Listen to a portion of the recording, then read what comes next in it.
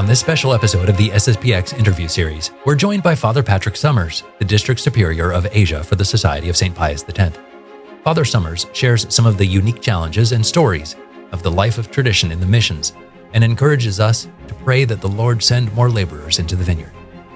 You can find more information at sspxpodcast.com as well as all of our previous interview series. There as well, you can find a link to help support these projects. This is free to listen to as well as all of the resources we're posting. But if you can help with a one-time or a small monthly recurring donation, you'll be making sure that we can continue this work of producing good Catholic content on a regular basis. Listen now to hear how the Society keeps the Archbishop's missionary spirit alive around the world and how the treasures of the Catholic Church continue to bear fruit today. Now let's join Father Summers, interviewed by Mr. James Vogel, Communications Director for the Society of St. Pius X, U.S. District. Father Summers, thank you for joining us. This is my pleasure. We're taking advantage of Father's visit here to St. Mary's in the Angelus Press Studio. Father is the District Superior of Asia. And for our listeners who don't know you, Father, could you start by telling us a little bit about your background and your time as a priest? Okay, sure. I'm very happy to be here. I'm passing through quite a few places in the U.S. to explain the work of the SSPX across Asia. Quite a few priories and chapels, but also a lot of schools, trying to encourage the students to show them the great work of the apostolate that's in dire need of more laborers in the fields. We need more vocations, young ladies, young men. We're trying to show them that there's another world out there in need of the light of the faith. So yes, about myself, well, nothing that interesting. Born and raised in Michigan, actually went to college here, St. Mary's, went to the seminary. First assignment after ordination was Post Falls, Idaho, spent a couple years there. Then I was sent out to India. For 3 years I worked out in India. After that, 10 years in England, St. Michael's School. And then 1 year back in Post Falls as prior, before they needed to make a change out in Asia. So they sent me out there as district superior. So I've been there now. This is my 6th year in Asia. So I live in Singapore, but we visit many countries out there. So that's about the short, right. In a nutshell, so to speak.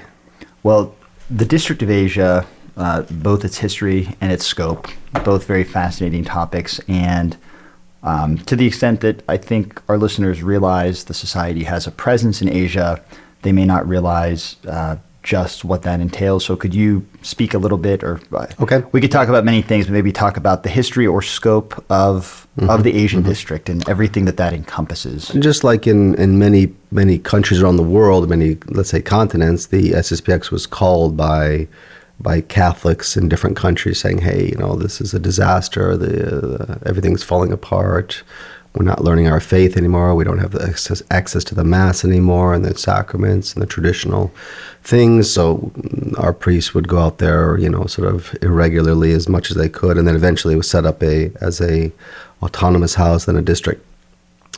We work now in 12 countries in Asia. We can talk about many of them. A few I'll remain discreet about, and I'll talk to people in person about, but not officially. So we work across, let's say, almost every country in Asia. Not every country. We have 7 priories currently in Asia where priests live. In those 7 priories, we have 23 priests. So, okay. There's only a couple billion people out there, so it's about the right proportion. Yeah. It's like the Texas Ranger. You only need one for every riot. So that's really the challenge, I would say, is besides the great extent of all these different countries across peninsulas and islands and giant land masses. You've got these 23 priests that are sort of trying to get to as many people as they can, about 50 chapels across these 12 countries. But in total, around 4,000 current Catholics that come to us. 4,000 is a drop in the bucket. It's not even a drop of the bucket of the billions of people. So we do have a real challenge there because we're working in, let's say, the largest Hindu countries in the world, the largest Muslim countries in the world, the largest Buddhist countries in the world, and some other countries that make life very challenging. Super majority are some sort of paganism, except for the Philippines. The Philippines is, we call it a Catholic country in air quotes, because we would compare it a bit like to Mexico. Yeah. It's a similar sort of style, Catholic background. Many people are baptized. I think the Philippines is about 80% baptized. Okay. It used to be almost 99%, but it's going down quickly, and it's a bit like a Mexico. If you ask your typical person, is Mexico a Catholic country? They'd say, yes, no, sort of, there's Catholic culture there somewhat. There's some Catholic practice, but overall, we would never say the whole country and the government and the people are all Catholic. No, the Philippines is many great Catholic people, but as a country, they're I don't think you could call them any longer a Catholic country. It is easier for us to work there, let's say, compared to any of these other pagan countries. So it's quite refreshing to go there. But overall, there's that. Besides the 23 priests, we also have several convents. Okay. And we have one brother's novitiate. So we have the most obvious, many people know about it, the Consoling Sisters of the Sacred Heart, which I think recently opened in Phoenix here in America. Their first place here, which is great. Excellent community of sisters and nuns. And then there's another convent there also in India that's called the Reparation Sisters. Then in the Philippines, we have a novitiate for the oblates of the SSPX, these oblate sisters, and they're fantastic. Very good atmosphere. They do very good work, and they also train young ladies coming in to be nuns. And then we also have a brother's novitiate in the Philippines.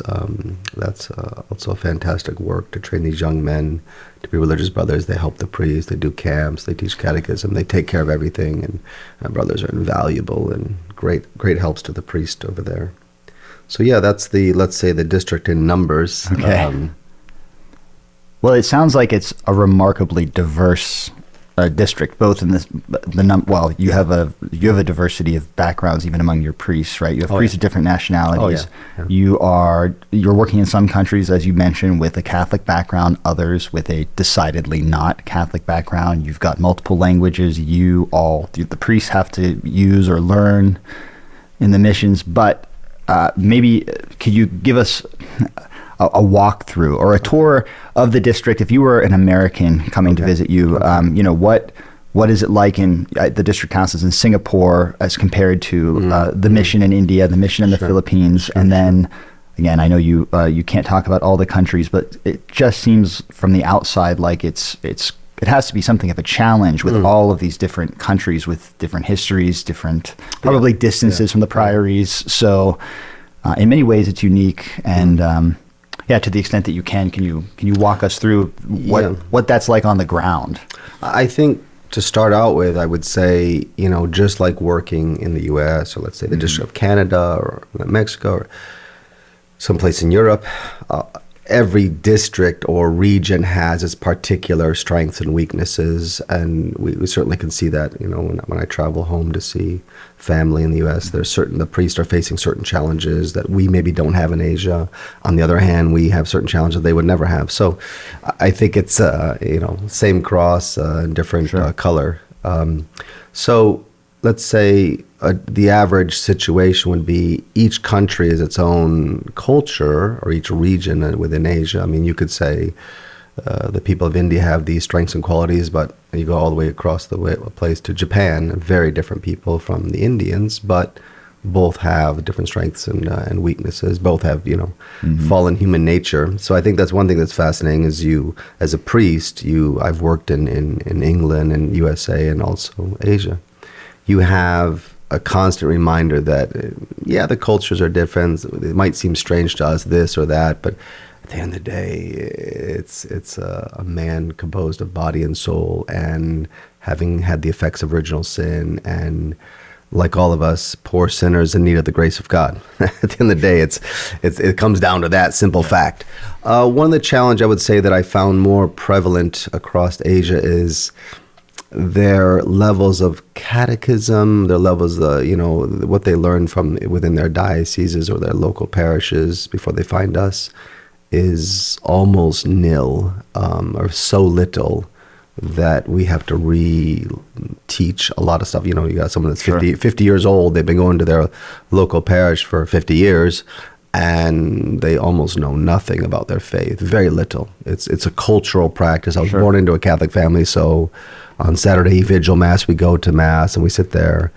We sit there and we do our thing, and then, or Sunday morning, whatever it is, and there's just this big vacuum of knowledge of the faith, and therefore, it's a real problem. So I would say, insofar as that, human nature, you have to hear confessions over there, just the same as you have to anywhere. Obviously, as you mentioned, the language issue can be a problem. Okay. Some of our priests are able to learn the local languages, but there's so many languages across Asia, even within countries. We rely a lot on just being able to speak English, and in certain countries, we will use a translator to help us, or at least learn enough that I could hear confessions or do a marriage or some basic stuff that is good enough. Because as you can imagine, using a translator, that's one thing that shocked me, is I've never had to do that before. I had to do it now, but have somebody kneel down next to you in a confessional, in a room of confession, and then the penitent right next to them, and you go through a translator to it doesn't bother me so much as I can imagine it's very painful for the person going to confession. So, yeah, we always encourage the priest to learn the language, and as you would expect, learning the language gives you an understanding of the culture. You can't really know a people until you know their language, because that's how we think and express, etc. The question is always time. Yeah. Learning any language. I don't spend enough time doing it, and I should do more. But I would say the challenges are, for me, it's a massive area, but it makes sense how we're set up. It's just a question of trying to get strong priories in every country or every place, so that I can help the priories do their work, and the priories can take care of the good faithful. But as it is, because we're so short on priests, that I have to also be a parish priest and go around and do masses and things, let's say parochial work, as well as district work. So that's one of our challenges, is although my house is in Singapore, I'm not there often enough as I'd like to be, doing administrative work. So I think that's a challenge. That's why I'm going around all these schools saying, listen, young men, young ladies, I gave a conference yesterday to some students, and one of the middle school boys, Father, I have a question. You just told us that there's X billion people over there. More than half the world's population is there. Why has the SSPX only put 23 priests there? And I said, well, that's a very good question.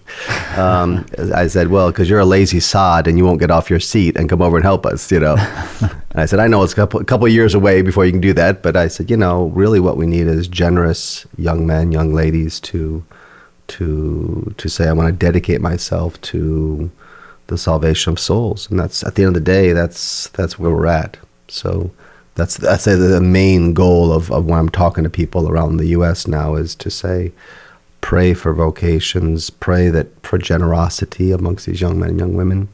They have a difficult situation because our entire culture and the atmosphere we live in across the world now is very selfish, very self-centered. It's all about me and about my image and about this, that, materialism, etc. So I would say that's we're fighting against a real difficult culture to produce young men and young ladies to give themselves up for the salvation of souls. We got to go over a double obstacle, It's, but no, we do see a lot of great young men, young ladies. I mean, I have never been happier than with my priests, with the nuns and the brothers. Fantastic souls. I mean, really, they're encouraging. They're happy to be there. They're happy to be where God sends them, and so that's the lovely thing about working out in Asia. So, Father, you mentioned that you are here broadly in America to encourage and find laborers for the vineyard. So, if I am a young man, or if there's a young lady out there that hears one of your talks, sees one of your presentations, and decides maybe I'm being called to be a missionary, maybe I am, Asia does appeal to me. If I'm a young man that goes to the seminary, can I request to be sent to the missions? Does that come at a certain point? Or if I join the society, or if I join even one of these convents, is there a guarantee, or does that, how does that factor into it? If someone wants to be a missionary, how do you approach that? Good question. I would say overall, someone that's prepared themselves well, they've done everything they can to develop their talents, their skills, they've got a good, stable, let's say, character. What they would always do is they would mention to their superiors in the seminary or a convent, whatever, say, I'm offering myself, if the superiors would like to send me to the missions, I'd really like to go help save souls in that part of the world, or this part of the world, or whatever. They can give their, let's say, opinion on their preference. It doesn't mean that they will necessarily go, but it's true that someone who excels and puts himself through the paces and proves themselves, they'll be very good material working out in these far parts of the world. And we always need that. But I would say the same qualities that would make them excellent as a nun or a brother or priest working in the U.S. would also make them, the same over there. Having that desire for the faraway lands is a good sign. It can be very helpful, because sometimes superiors are like, well, I want to send this priest or this nun or this nun, brother. But I'm not sure that they're really going to have the desire. Obviously telling them that is a very good thing. I think we're trying to see this more, and certainly I've told this to all my priests and even the seminarians. I've said, you have to look upon this as a great blessing. You have to look upon this as almost like a promotion, to say, they have chosen me, as useless as I am. I get to go over and work in these faraway lands. We don't just send anybody over there. You have to have certain qualities that are appropriate, and that's great. It's a great honor, and we need to live up to that responsibility. So I would say there is no specific set of qualities.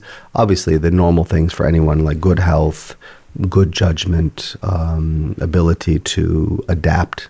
That's always, I think Americans are great at that kind of stuff. Sure. We're really adaptable to the extremes. So I think that's the summary of the question, which is anything that would make you a good husband or good wife, a good seminarian, a priest or brothers.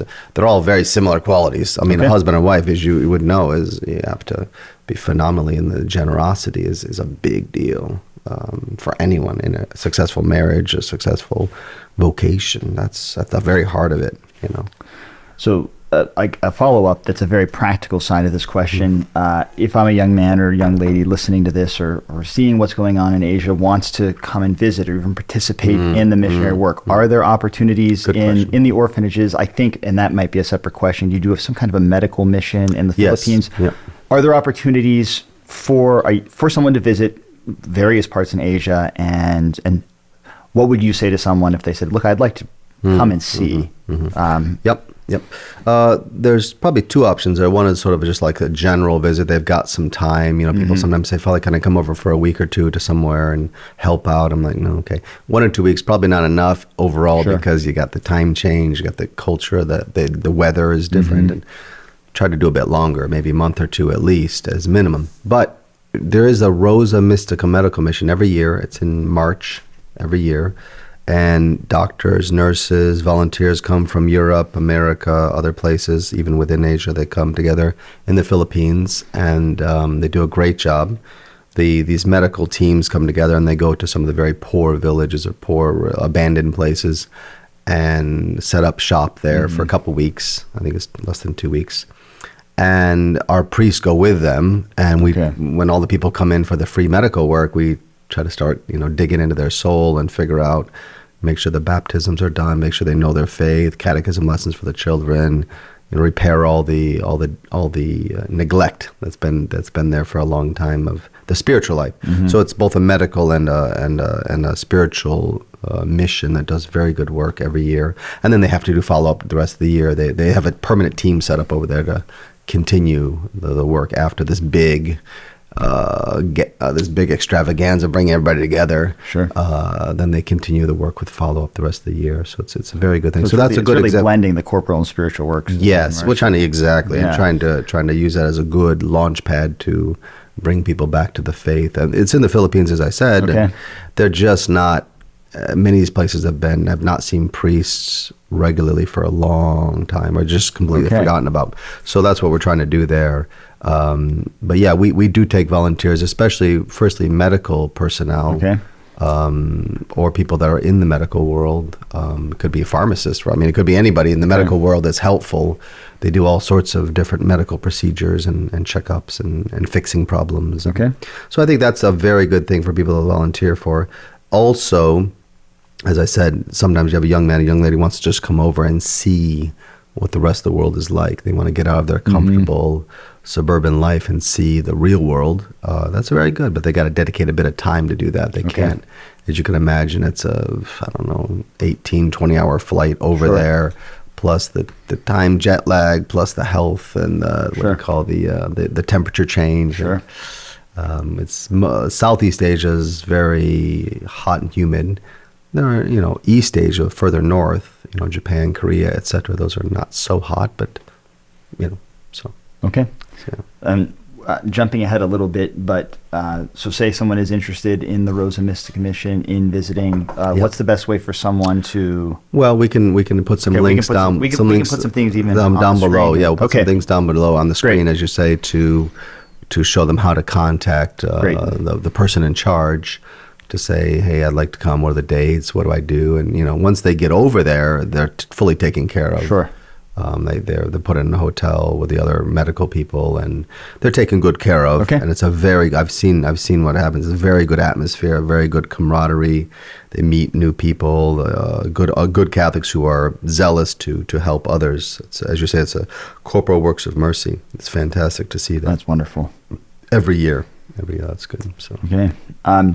So going back to Asia for a second, to what extent, especially working in different countries, do you see, if I'm phrasing this right, a difference between the work of restoration? So when we talk about tradition and restoring all things in Christ and sort of recovering a Catholic spirit that might have existed, or a Catholic tradition that might have existed in a place like Philippines, and real missionary work where you're in places where there is no, you're not really restoring. I'm asking, are there places where it's not even so much restoring, but just beginning proper missionary work in the sense of you're not dealing with a Catholic background, and maybe you could speak to the differences that you see there. Yeah, I would say you could probably divide each region, or let's say countries, into are you dealing with a Catholic population that is just like your standard, like you would in any place over here? The Catholics come to Mass and all these things just as normal. They're sort of got their catechism, they've figured things out. Are there places where they're fallen away Catholics or apostate Catholic? That's another issue you might have. There's another issue where you're in a country which is very small percentage Catholic, and you're dealing always with non-Catholics. They're interested in the faith. You're doing catechism classes, conversion classes. That's actually as you can imagine, it takes a lot of time because each case is a completely individual. Now you're dealing with this Buddhist person, and they have no concept of anything, but they're very goodwill. Now you're dealing with this, complete what they call them, free thinkers, which is their word for atheist or agnostic. So you're dealing with someone that's only been raised agnostic, or you're dealing with Catholics who just found tradition. They've sort of been languishing in their local parish with nothing. They were starving, and they somehow come across us. And one of the things that's wonderful, as you might know, the difference between, let's say, Westerners and Easterners. Let's say in America, we would be talking about the social scale. We lean very heavily towards individualism to the point almost of too much. Sure, I don't want to say that too loud, but we're not perfect, and so we lean very heavily to the individual rights, and we don't, to the point where I don't care what anybody else thinks, which is somehow unhuman. And then in Asia, certainly they would say they go to the other level, leaning the other direction, which is social status or social image is very, very, very important. Okay. And so really that's the East and West do think differently for sure. And therefore that's one of the challenges we have out there is if you're a Westerner, it takes a long time to grasp that mindset. That mentality is so different, that we can get ourselves in trouble, that we can actually be an obstacle to the gospel if we're not careful, understanding the culture more. Obviously some things are just difference between the cultures. Some things are, okay, that's a strength on our side and that's a weakness on their side, or in this particular scenario, that's a great strength on their side and a weakness on ours. I'll give you an example that's very common. Sure. Some person finds the faith, they come to the faith, whether they come from Buddhism or non-practicing or something, they find the faith. Very quickly, because of that social pressure, they want to bring all of their relatives and all of their friends and all of their coworkers.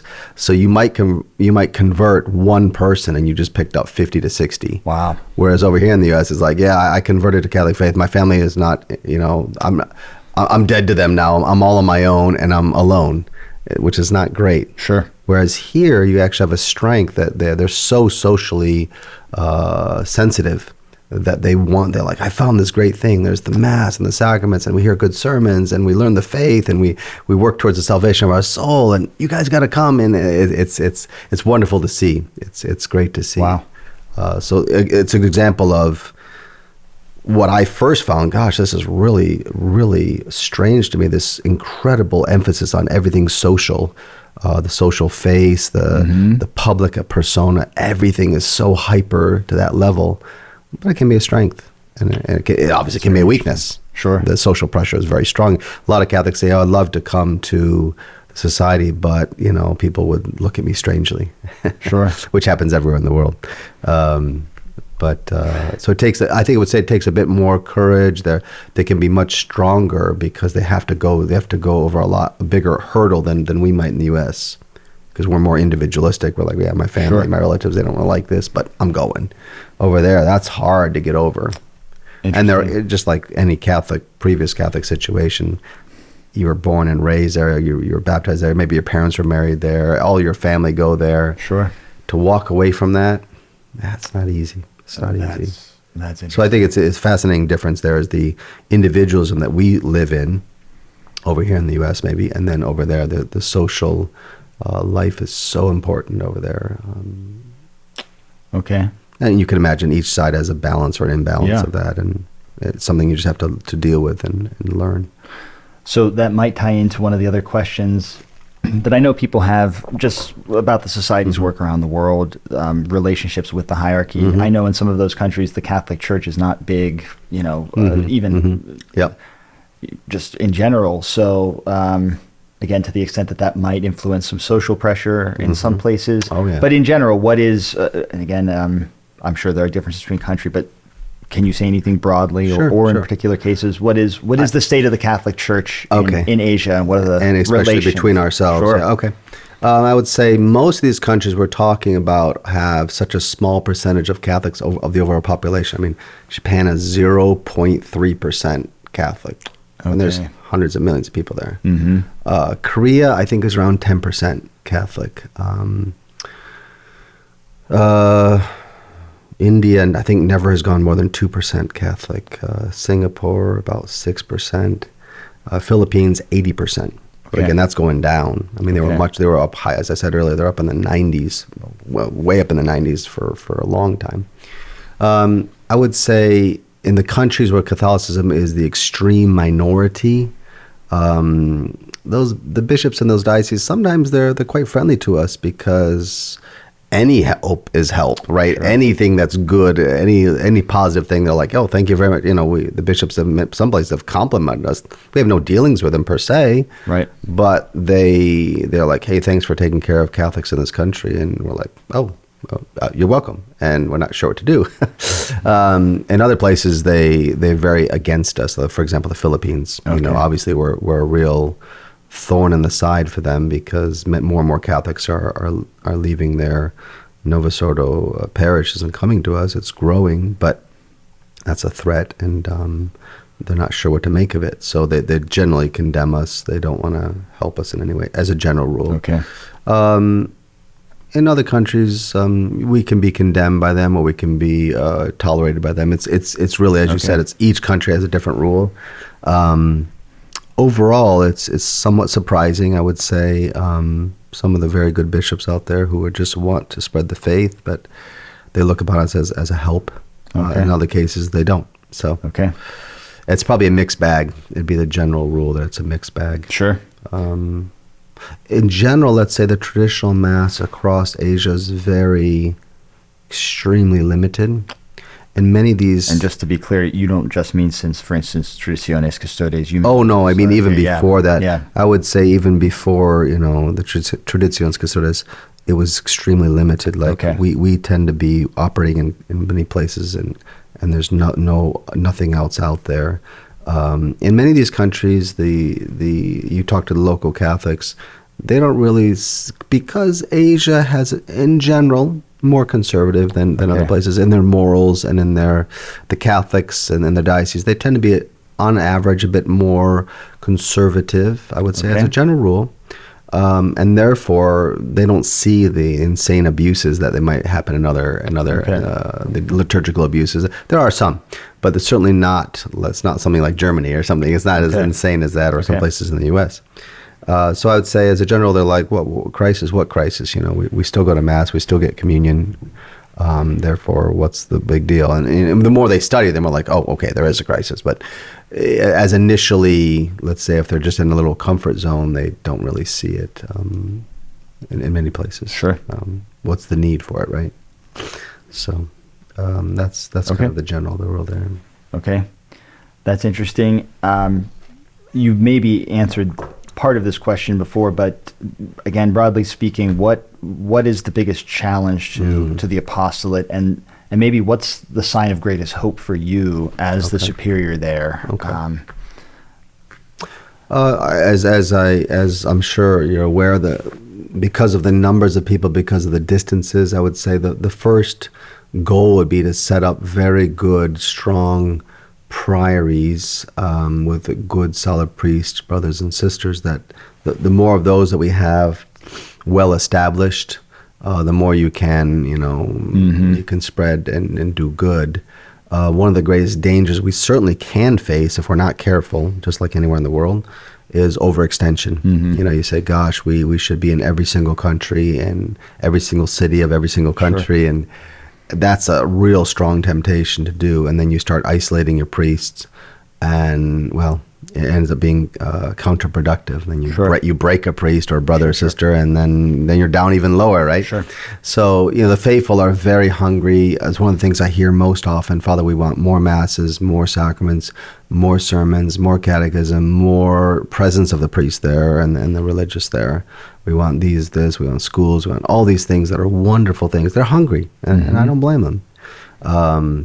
But we have to look a little bit bigger picture than just simply, yes, I can send you 2 priests to live in this nice city here where there's a lot of Catholics, and they could do a lot of great work there.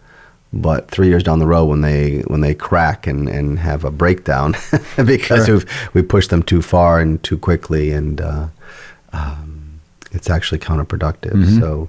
So I'd say the biggest, let's say, temptation, the biggest sorrow is we would love to go, and I hear it all the time, the Catholics out there, very good people, they're very hungry for the faith, and therefore they're like, we want more, and you're not giving us more, and we want more.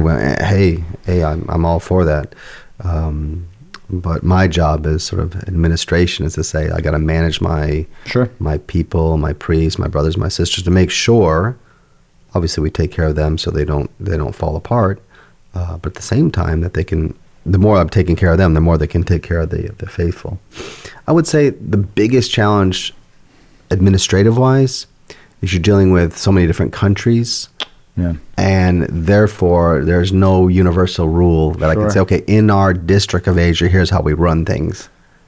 You can do that in one country, but you can't do it in every country. So I have to sort of say, okay, each priory, you need to come up with a set of how you operate, a set of rules and plan of how you operate. Your strategy for that country is the opposite of strategy for this country. This country is less than 1% Catholic. This country is 80% Catholic. You're not going to have the same at all way you run things.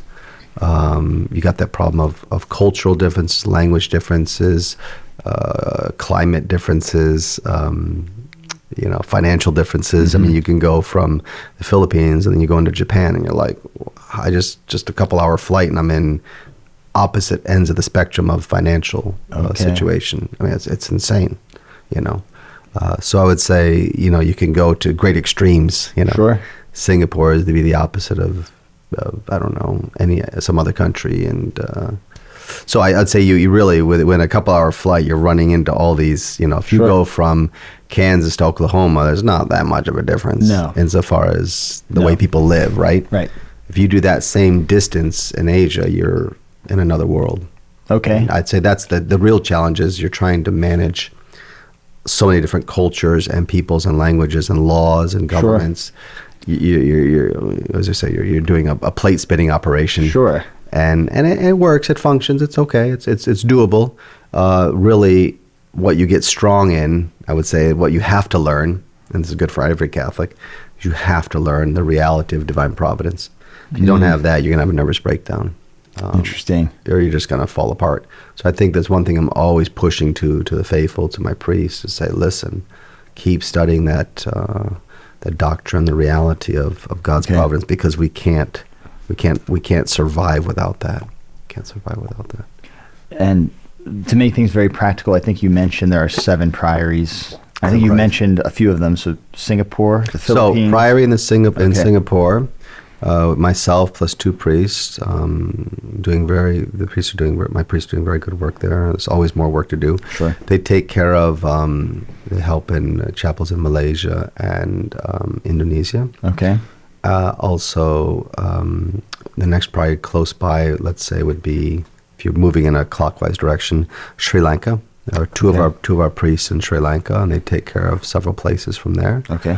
And then in South India, we have a priory with 2 Indian priests there doing great work, taking care of many chapels, and also the orphanage and another convent, the Reparation Sisters. So doing great work. Again, a place where we could use a lot more help. Then moving on clockwise, you go over to Japan, one of our newest priories, Tokyo. Stella Matutina Priory, excellent. Father Onoda does an excellent job.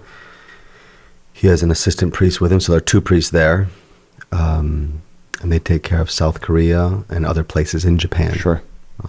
So they're very busy, but one of the problems with the Japanese situation is the Japanese, as everyone should know, is they're insanely hard workers. And so you can imagine your apostolate is limited, especially to Sunday. And then during the weekdays, you're trying to get up early and do things as early as you can before people go to work, or late at night. I see. So I remember talking to the priests, and they're doing their catechism lessons at 9:30 at night. And I'm like, why are you up at 9:30 at night? Well, that they get out of work late and they have no time. They got to travel. And it's fascinating because that's, again, an example where I would never tell anyone to do catechism at 9:30 at night. Sure. That's all that's available.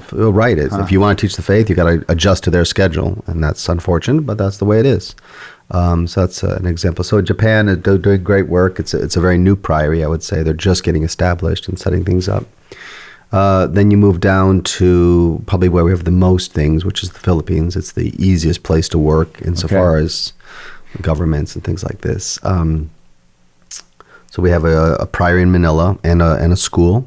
Okay. The school is run by Father Peter Fortin, an American who's actually, I think, from here, from St. Mary's. Okay. And he's about around 100 students, doing a very good job with the school there. Like any school, it needs more help. Let's say the priory there is, I would say, less than 1,000 people at Mass, but it's probably our biggest center for sure. Doing very good work there. Beautiful church. Then you go down to the center of the Philippines. So the Philippines is 7,000 islands, right? But if you group them into sections, the center islands, the Visayas, we have a priory in Iloilo. That's where they train the religious brothers. They have priests living there. They help with. They do circuits from there. It's very, very good. Then you move down to the very bottom of the Philippines, Mindanao Island, which is the second biggest island in the Philippines. And Father Timothy Pfeiffer is the prior there, does excellent work. He's also our director for the Militia Immaculata and many other things. So there they have several priests. We also there have the training, the novitiate for training oblate sisters of the society. They're going to be starting a big building project too. But they have no convent. They're just living in rented houses right now. For about 5, 6, 7 years. I can't remember how long they've been there. But now we're just starting to get going on that. So that's Mindanao. That's 3 priories in the Philippines. A school.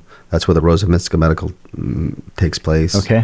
Then moving on, I mean, I could go on for a long, but there's a lot of magnificent stuff going on in the Philippines. But that's, again, a place where there is infinite amount of work just to bring Catholics back to the faith. You got 80% of the country baptized, but very little of that would be regularly practicing.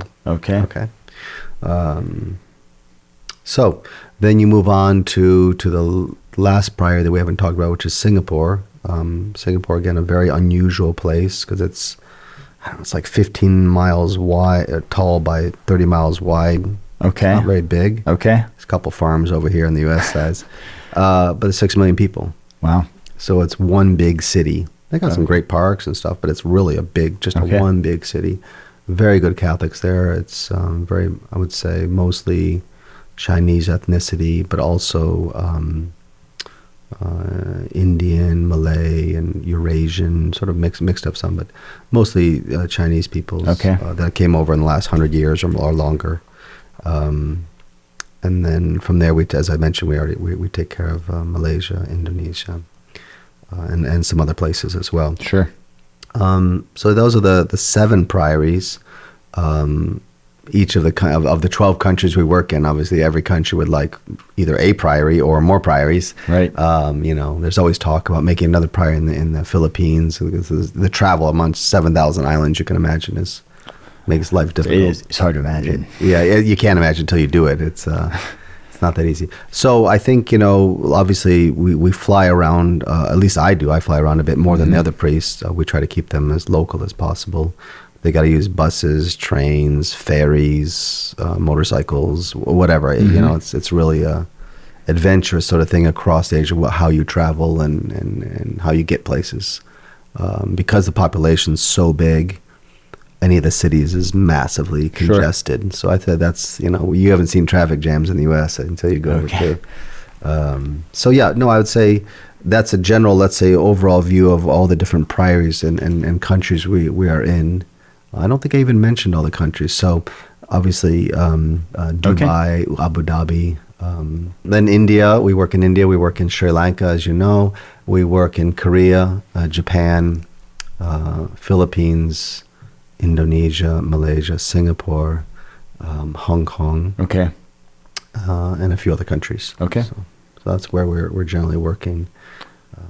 Right. I want to switch gears for a moment to talk about the Mass. Obviously, the traditional Latin Mass is integral to the history of the society. You've already mentioned that part of the history of the District of Asia comes from people there priests asking for the Mass. Obviously, I don't want to go too far afield, but historically, this was one of the arguments in favor for, let's say, a common language and things like that. And certainly in the 20th century, there was between the liturgical movement and debates about missionary activity. You can probably see on the ground how in a district or in an area where you're dealing with so many different spoken languages and cultures, Mass and your average diocesan parish probably varies quite a bit. But have you seen, maybe even personally, not just the utility of the traditional Latin Mass, but have you seen its missionary impact? Can you speak to working in the diverse arrangements you've mentioned? something about the importance of the traditional Latin Mass. Sure. You know. Well, at the very beginning, what we certainly see is after the Second Vatican Council, all of a sudden there seems to be the rise of a false enculturation, right? So they want to bring in their local, let's say in some cases, superstitious things from their pagan culture. They're like, well, this is our culture of this place. We're going to bring it into the Mass. You're like, well, okay, there's culture, and then there's culture. And if it's a pagan, superstitious culture, you do not want to bring that into the Mass, right? Obviously.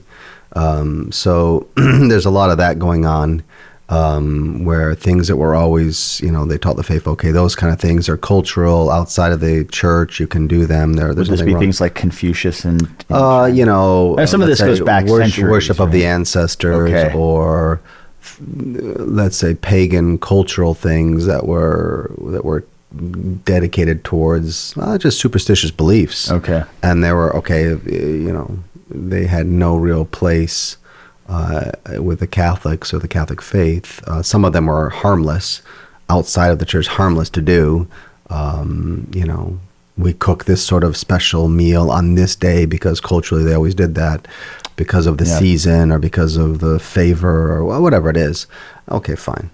But now they want, in the last 50 to 70 years, they want to bring these things into the church and bring these pagan things into the church, of course. And that's where it's like shocking because, it's so obviously wrong.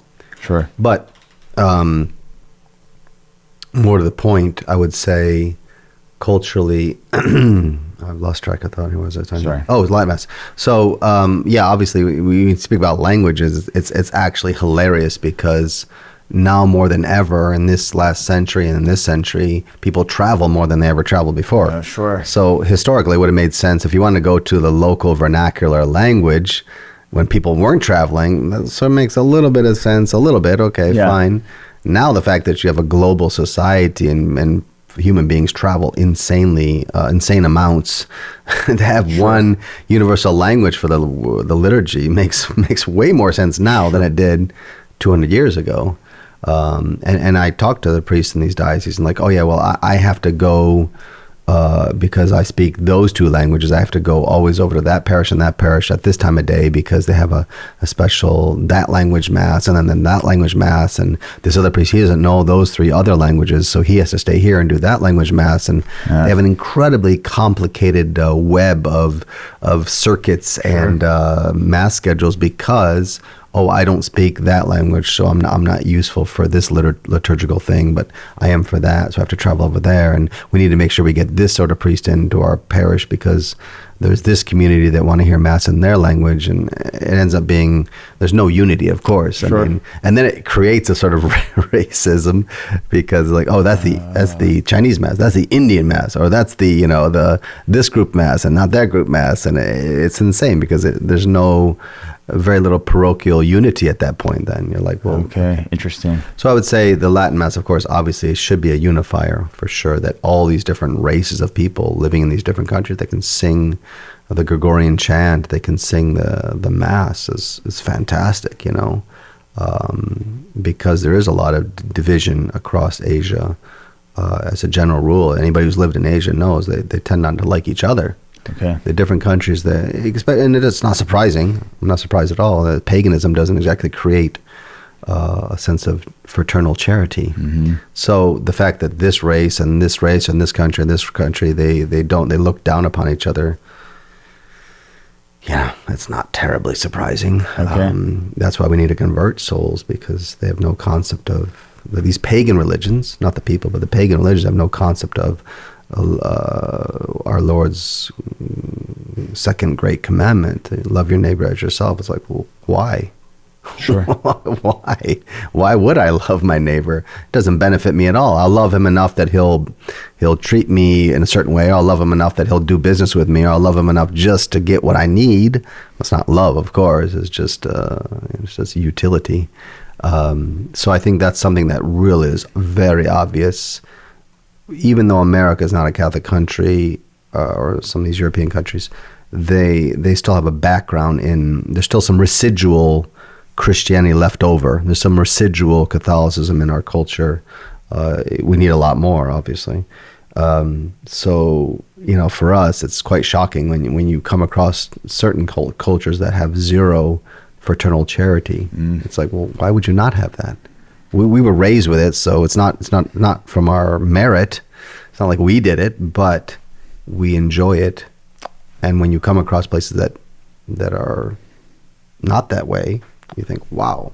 I start to appreciate. One thing that more than anything else, I've lived 9 years in Asia, is appreciating the Catholic faith, the beauty of the Catholic faith, the logic, the rationality of the Catholic faith, and at the end of the day, how it creates a beautiful civilization when given the opportunity. Sure. When Catholics do their job, that's the other scandal is there are many places where Catholics anywhere in the world, they don't live the Catholic faith, and pagans don't convert, right? Yeah, because they're like, well, what are you talking about? They say this is a true religion, but you're not living it, so can't be that good. So example, at the end of the day, example is the number one converter of souls. So. Well, before we get to the practical, how we can help part of the podcast, lots of us know some of the historical missionary stories involving Asia, the Jesuits in India, the martyrs of Japan. Are there any, can you share a story or two with us, maybe before we wrap up, of whether it's your work or work in the district that maybe is not well known to Americans, or that show the vitality of the faith and the tradition, to show that this missionary effort continues even in the crisis, even in these times? I would say one thing that's a striking, not example, but common thing that maybe in this country we don't see so much, as much as because it's not necessary, is the length to which a lot of these peoples have to go to get to Mass. I was telling people in another city here, I said it's really shocking when one of us comes back from the missions, and the faithful come up to us in some chapel in the U.S. and like, Father, we're not happy with our priest. You know what? He doesn't schedule the Mass at the time we'd like. We'd like to move it a half an hour this way, a half an hour that way, an hour this way. The donuts aren't very good after Mass, and it's you can't believe it. Can't believe what we're suffering over here. Sometimes the church is like 5 degrees too cold or too hot, and you're thinking, okay. All right. What I see on a general basis is people in Asia, they're making huge sacrifices, they're making huge travels, and they're getting Mass once a month, maybe. They get to see the priest for 2 or 3 hours on a Sunday evening, maybe, and then he's gone. Okay, and they've got all these Catholic things, these Catholic questions, these Catholic situations they want to ask the priest. They want to talk to the priest. They want to get to know the priest. They want to spend time with the priest or the brothers or the sisters. And the most we can give them is sometimes not even once a month. And the few places we go to, it's every other month on a Sunday night or on a weekday when we can swing it. And it's just breaks your heart because even once a week would be great for a lot of these places. Many places, because of a lack of priests and difficulties, we can't even go once a week, and it just breaks your heart. So I would say one thing that is always impressive, let's say you talk about the vitality of the faith, what they have to sacrifice. I told you already early in the podcast that they have to also go against that social fabric, which is so strong. They have to go against that and say, yes, even though my family doesn't approve, my parents don't approve, or whatever it is, I'm going to go to the Mass. Maybe my family members are not even Catholic, and they're really disapproved. They hate the Catholic faith, and I'm going to go. That's impressive to go against that social fabric. Sure. But also I would say, the sacrifices they have to make. The cost of living can be very high in some of these countries, and they give up their money, their time, their effort to make the Mass happen. And that's wonderful to see. How much they love the Mass, how much they're willing to, and that's true in many countries, in the U.S. as well. But certainly because we are not able to visit all of them as often as they deserve, that's a real motivator to give more and more, to say to the young men. That's why I'm going on the U.S. and the young men, young women. Listen, there's there's a whole half of the world in this little region of Asia that is living in darkness, and they're mostly pagan, and therefore it's on our shoulders, not just the priests, but the faithful, everybody. It's all of our duty. I mean, our Lord said, "Go and teach all nations, baptizing them." It's kind of on our shoulders. We can't just ignore that. So, insofar as stories, we could spend a lot of time on that. But generally, I would say, if you want a general picture, it's to see the beauty of selflessness, generosity these people have to say, "Father, what do you need to make the Mass happen? What do you need for your travel? What do you need for this? How can we help more and more?" That's always wonderful to see. That sort of generosity. Okay. So how can we help? So what's the best way to say it? What's the best way to keep abreast of what's going on in the District of Asia, okay. and how can we help? That's a good question. If you remember the famous episode of Fulton Sheen on the plane, you ever hear that one? I don't know. So Fulton Sheen's on this plane traveling across the U.S. to give a lecture somewhere else. Bishop Fulton Sheen, and and the plane's hitting heavy turbulence. I mean, it's really shock. Things are moving all over the place. It's really a bad turbulence, and people are screaming, and the people next on all the seats around him say, they grab him and say, "Hey, you're a man of the cloth. Do something religious to save us, or do something religious." Sure. And he says, "Well, so I just stood up, took off my hat, and started taking a collection." He told me to do something religious. That's what we do. We're always we have so many projects across Asia where the local faithful are very good, very generous, but sometimes you hit the bigger projects, a bit like your Magnificent Immaculata. Mm-hmm. The local faithful here did wonderful, but we also ask people from other countries, other states to help out. It's the same in Asia. The local people do a very good job of keeping things running things locally. But there's projects of, we need to build a church in this place. We need to help with a school in that place, the orphanage, this convent, the sisters, the brothers, all these sorts of things. We're always happy to take donations from people to carry on the good work. We in the U.S. we have the Foreign Mission Trust, which people can send money to. We also have this magazine, the Apostle magazine. We put out a couple times a year. On the back of the magazine, there's all this information about donations, but there's also an email address where you can email, and we'll put you on the mailing list for this Apostle magazine. It's a great magazine, very well done. Okay, we'll include that in the notes for this as well. And that's also available as electronic PDF, or or some people just like to have the physical thing mailed to their address. It's quite nice to look at. Other than that, if people want to give us their firstborn sons or daughters, as long as they're well behaved. I think really at the end of the day, we always are in need of donations for the missions, but we are also in need of young men, young women. I can't emphasize that enough. Even if the donations came in, which we can always use more, even if they come in, at the end of the day, if you're down to one priest and he's got a nice bank account, well, it still doesn't make much of a difference, right? Sure. Money doesn't save souls. Money helps to support the priests, the brothers and sisters, to save souls. But at the end of the day, you need bodies. Sure. You need good, generous souls. So I can't emphasize that enough, and not just because. And I say the same thing to our people out in the countries in Asia. It's like, listen, we might have maybe you're able to build a church here, or maybe you're able to do this, but we need to be looking 10, 20 years ahead. We're not getting younger, and therefore we need more young men, young women to come forward and to answer, which certainly that God is calling souls. Maybe people aren't picking up the phone, and that's the problem. So I think we need to work on that a lot. That's really the very heart of our of any work in the church is.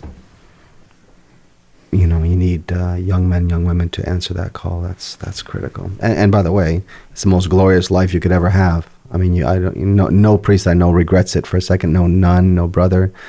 They wouldn't be anywhere else. Not that the married life is not a wonderful thing; it's a sacrament. No disrespect to that, but at the same time, there's a whole nother world out there that they should consider. Amazing. You can't say that you don't wake up every day as a religious and be like, wow, God has given me this opportunity to work for the most important thing in the whole world.